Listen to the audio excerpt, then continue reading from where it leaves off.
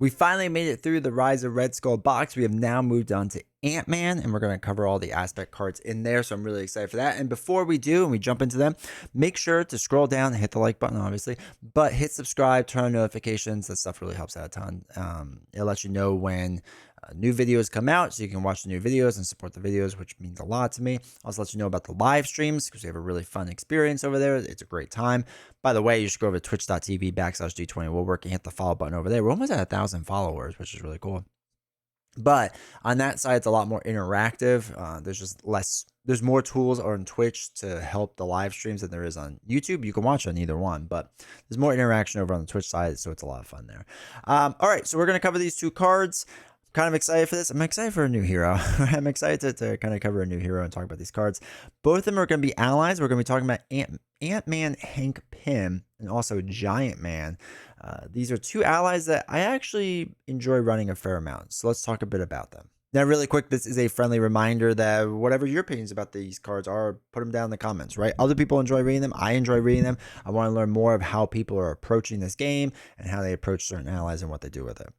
So Ant-Man Hank Pym is a 0-cost 2/2/0 ally, which makes no sense on its face, but that's because you got to read the description. So Ant-Man gets +1 hit point for each Pym counter on him. When Ant-Man enters play, place 1 Pym counter on him to a maximum of 4 for each resource you overpaid for Ant-Man's cost. Now, this was a big question that came up in the beginning.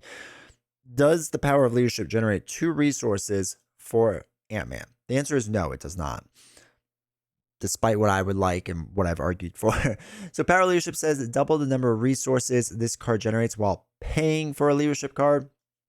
This is for each resource overpaid. They're differentiating overpaid versus paying. We've talked about this on the live stream a lot about how I don't agree with this ruling, but whatever. It is what it is at this point. And if you want, this is why you should follow the live streams, right? So you can get in these fun conversations that we have. So anyway, I just brought that up really quick, not to like rehash it, but just so that people aren't always sure about that rule. That's what it is. So anyway, Ant-Man Hank Pym is interesting because the 2/2 stat line is really good, right? It's a really good stat line, essentially for whatever you want him to be. Now, the problem is, you probably want to pay 2 resources for him, right? If you use an actual double with 2 printed resources on it, he would come in with 2 Pym counters, so you can use him and then use him as a blocker. If you use team training, which is another one we probably should have brought up, team training gives 1 hit point to all your allies, so you could actually play Hank Pym for free because he would come in with 1 health, right? So just FYI on that, if you have team training that gives all your allies +1 hit point, Hank Pym will come in with 1 hit point. It wouldn't just like automatically get discarded. So it is a way to play him for free or play him reduced.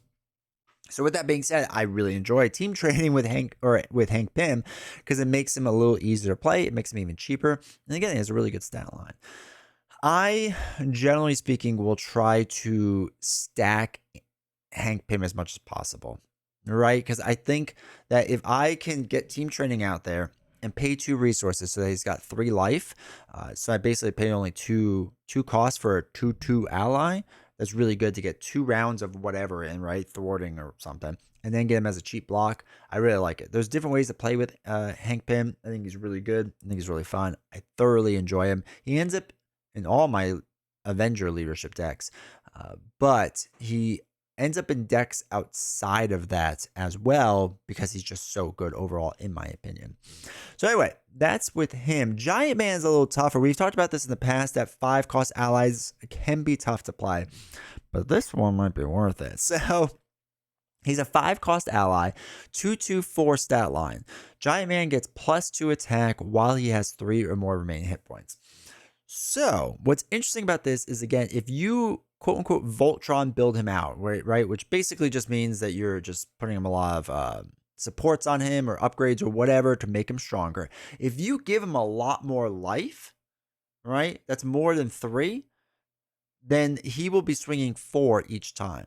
And this makes him makes it worth it a lot more. So naturally where he is now, if you manage to pay the 5, you could swing for 4 and then 4. And then he would have 2 health left, so you can just do 2 and then use him as a block, right? Which is 10 damage for 5. Not bad.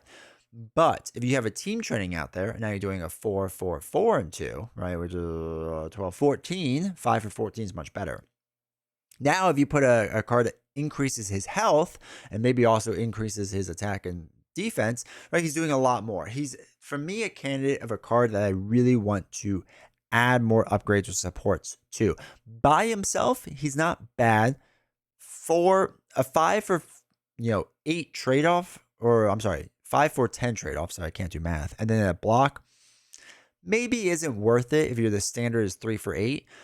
It might not exactly be worth it, but it's still hard to overlook that you're swinging 10 for an ally over 3 turns, right? That's still like a lot of damage to be doing over the course of 3 turns. I just highly recommend that if you're going to play him, run a team training or something that increases his life just in general, or if you have a way to heal him as well, that could also be very useful too. Now, before you go, we're getting really close in the Discord of hitting 400 members. I think they're called members. 400 people on our Discord. The link is down below. Make sure you join along for that. I greatly appreciate it, and I will see you all next time.